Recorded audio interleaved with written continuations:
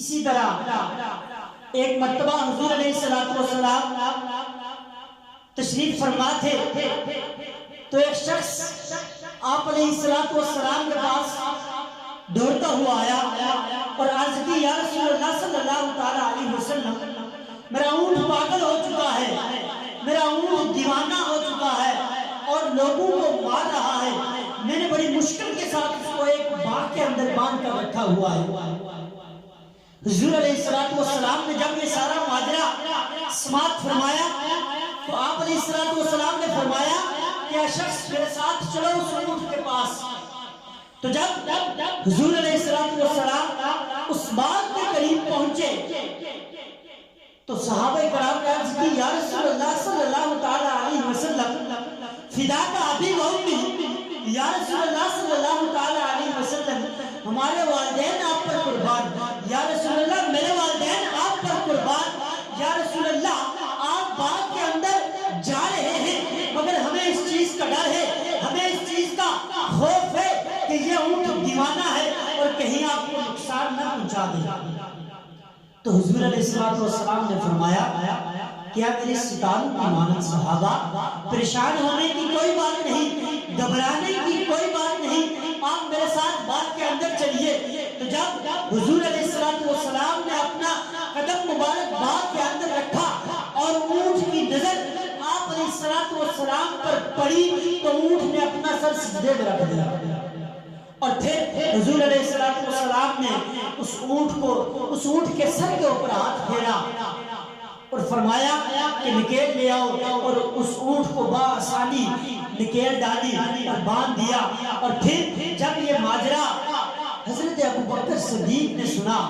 تو حضرت ابوبکر صدیق نے فرمایا کہ بے شک وہ اونٹ جانتا تھا کہ آپ اللہ کے نبی اور رسول ہیں۔ تو حضور علیہ السلام نے فرمایا کہ اے ابو بکر وہ اونٹ نہیں بلکہ زمین و آسمان کے اندر جو چیز رہتی ہے اس ہر چیز کے علم میں ہے کہ میں اللہ کا نبی ہوں۔ اور پھر سامعین وقار اسی طرح حضور علیہ السلام کا بچپنا تھا تو حضور علیہ السلام اپنے گھر سے باہر سیر و تفریح کے لیے تشریف لے گئے تو کافی دیر آپ صلی اللہ تعالی علیہ وسلم گھر میں واپس تشریف نہ لائے تو آپ کے متعلقین کو اس چیز کا خوف ہونے لگا کہ آپ صلی اللہ تعالی علیہ وسلم کہیں گم ہو گئے ہیں یا پھر کسی نے آپ کو اغوا کر لیا ہے۔ تو اسی پریشانی اسی ٹینشن کے اندر آپ کے متعلقین آپ صلی اللہ تعالی علیہ وسلم کو ڈھونڈنے کے لیے باہر نکلے تو ایک شخص اونٹنی کے اوپر سوار تھا،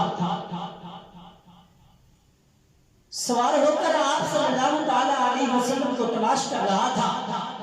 کہ اچانک اس کی نظر ایک درخت کے سائے میں پڑتی ہے تو کیا دیکھتا ہے کہ حضور علیہ السلام اس درخت کے سائے میں بیٹھے ہوئے ہیں۔ اس شخص نے اپنی اونٹنی اس درخت کے قریب کی اور اپنی اونٹنی کو بٹھایا۔ جب اونٹنی نیچے بیٹھی تو اس شخص نے حضور علیہ السلام کو اپنے پیچھے بٹھا دیا۔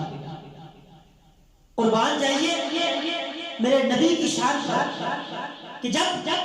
حضور علیہ السلام اس شخص کے پیچھے بیٹھے اور اس شخص نے جب اونٹنی کو حکم دیا تو اونٹنی نے اٹھنے سے انکار کر دیا۔ احباب زوکار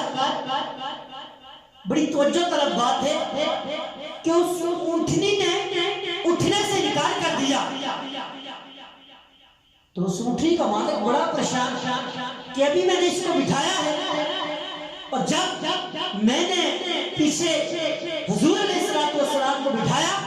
تو اونٹنی اٹھ نہیں رہی اور اٹھنے سے انکار کر رہی ہے۔ اس شخص نے کہا کہ چلو